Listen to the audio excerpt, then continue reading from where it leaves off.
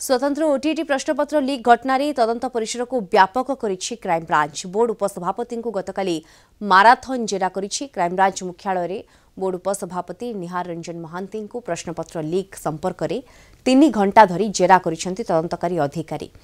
Board उपसभापति laptop स्वतंत्र OTT प्रश्नपत्र चोरी होता। मुख्य अभियुक्त जितन ही स्वतंत्र ओटीटी प्रश्नपत्र बोर्ड उपसभापति लैपटॉप चोरी करने पर अभियुक्त विजय मिश्र को देता।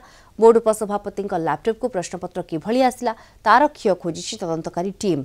तदंतरे संपूर्ण सहयोग करुवा बोर्ड उपसभापति निहार महांती आउ जड़े व्यक्तिगत महिला डाटा एंट्री ऑपरेटर को मध्य जेरा करा जायछि। प्रश्नपत्र लीक घटना रे कोरापुटर जड़े जेरक्स दुकानी साक्ष्य रहिबे तांकु उठाई आनिछि क्राइम ब्रांच। तांको जेरक्स दुकान रे भाइराल होइतिबा प्रश्नपत्र जेरक्स होइतिला। अन्यपटे याहाकु नै राजनीति जोर धरिछि। जो प्रश्नपत्र तैयारी करा हैतिला यार दायित्व रे किए थिले? ए जो प्रश्नपत्र जेतबेले प्रिंट करा जाइतिला याकु कोठी प्रिंट करथिले? माने जो प्रश्नपत्र पैकेट रे जाए से पैकेटटा कोठी तैयारी हैतिला एवं जाइतिला कोठी? हठात भाबंतु वाइस चेयरमैन कर लैपटॉप सेठू लीक हो जाउची एवं ता ना रे बोर्ड ऑफ सेकेंडरी एजुकेशन रो जड़े कंप्लेन कर दउचंती आ गोटे नाटक ता भितरे चलाउचंती। वाइस चेयरमैन केमती दोषी हबनी? जदि एमाने दोषी श्रीकांत तराई केमिति दोषी हेबे नाही? सरकार तहबिल जदि कागज पत्र चोरी हो ताने सरकार तो निजे असुरक्षित।